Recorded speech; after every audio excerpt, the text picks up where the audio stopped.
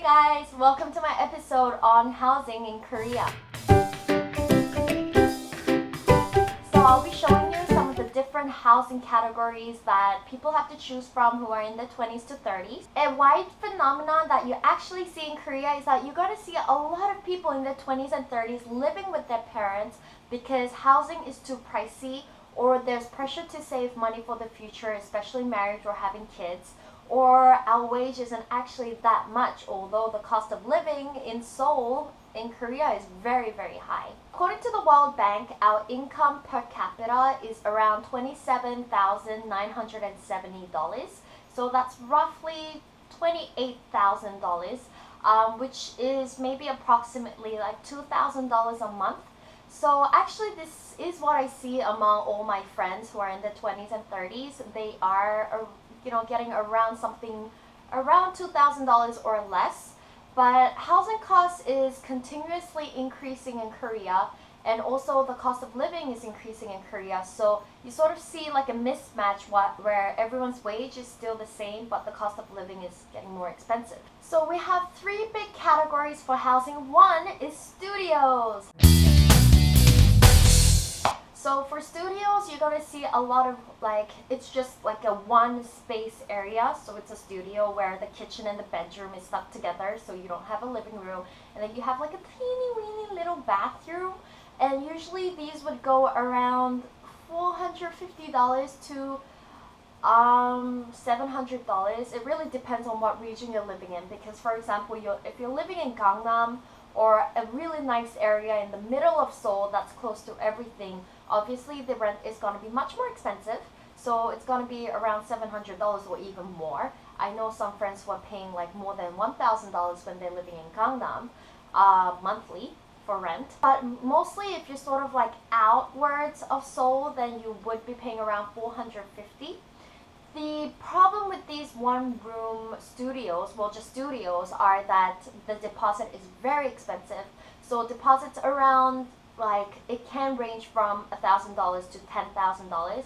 But of course, the more the deposit, the less you will have to pay for rent. So if you're paying like $10,000 as deposit, probably your rent would be like $500 as opposed to $600.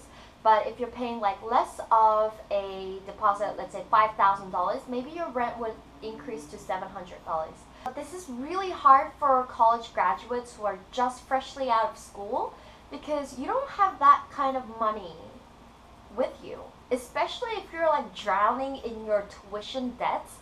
I'm really serious. I won't be able to find anyone who has savings for around like $5,000 to $10,000. So mostly we have to get the help of our parents to pay our deposits so we can have like a place for ourselves, which is actually really hard if your parents are also not like well off. So it's a category that a lot of people choose if they choose to work in Seoul but their family all lives in Busan. I know in the US you only pay 1 month rent as deposit in advance, and that's it.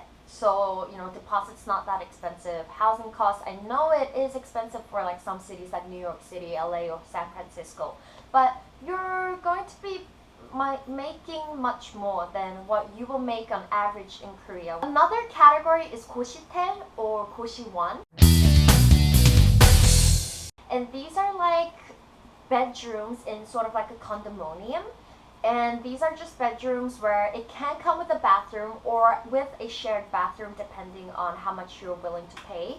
But one benefit of these 고시원 or 고시텔 is you don't need to pay high deposits. So a lot of students who don't have that kind of amount of, lump sum amount to pay for their deposits, like $10,000, or their parents can't afford to give them $10,000 as deposit, they choose to live at these 고시원 or 고시텔 because usually there would be no deposit, or there would be like $1,000 deposit, which is still reasonable than $10,000. These 고시텔 would sort of range from $350 to $500 depending on what kind of a place you want to live in, because if it's $350, you get what it pays for, so it's like gonna be a shithole. $500 would be better, wider, and you won't be crammed up in this little tiny room without ventilation.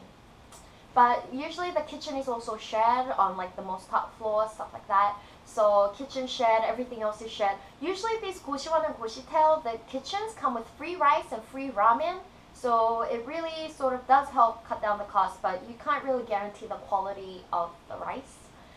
Maybe, you know, the Goshiwon owners, they want to cut back the price, so they use shitty rice. And the third category is parents' house. Yay!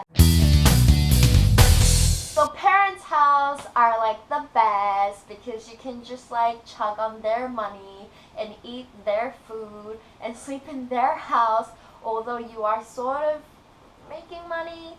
But like even parents want this too for their kids, so then their children can also save money for their own marriage and for their kids' education later on. This is going to be a topic I'm going to cover in another video because the pressure to get married and have kids is still pretty higher than other societies, you know. It might be more of like an Asian thing. Yeah, so parents all the way. You can sleep, you can eat for free, you can eat your mom's food too. Like if you live in Goshiwon or like a one room studio, you have to cook for yourself, and let's face it, our cooking skills suck. Well, compared to our mothers and fathers. I'm not going to put in fathers there because I know culturally mothers cook much more in Korea. So yeah, but our cooking skills won't be comparable to the cooking skills of our moms. So we're going to get awesome kimchi jjigae, we're going to get awesome samgyeopsal when we're living with our family than living alone. Like I'll be just chugging on ramen every day, which I am doing. But you know, of course you can't be independent if you're living with your family. You have a curfew, most Korean families, or especially women. So you know the housing costs and the hefty amount of deposit you will need to have to get your own place, or the social pressure for you to save money for marriage or your future plans sort of pressures everyone to become less independent, because a lot of people have to live with their parents to save up with the fixed amount of salary they have, but like the high living cost that Korea has. It's like really hard to judge and say, oh my god, you know, they're very dependent on their parents, because it's like sort of like the social structure right now and the economic structure where we, you know, people in the 20s and the 30s, they want to become independent. They do want their own houses to live in. You know, you can party all night and you can just like bring anyone you want, but you know, like it's a little hard to with the money you're getting paid and with the money you have to pay. So a lot of people have no other choice but to live with their parents. So, you know, before you judge them being too dependent, I think it's also important to understand the sort of cultural and economic structure of the country.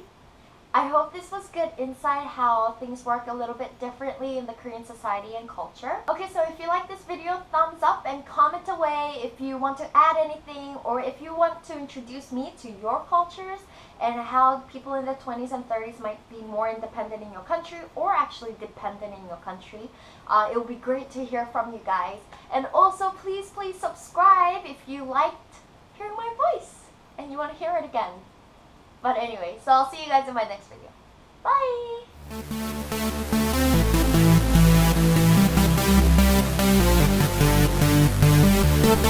Bye!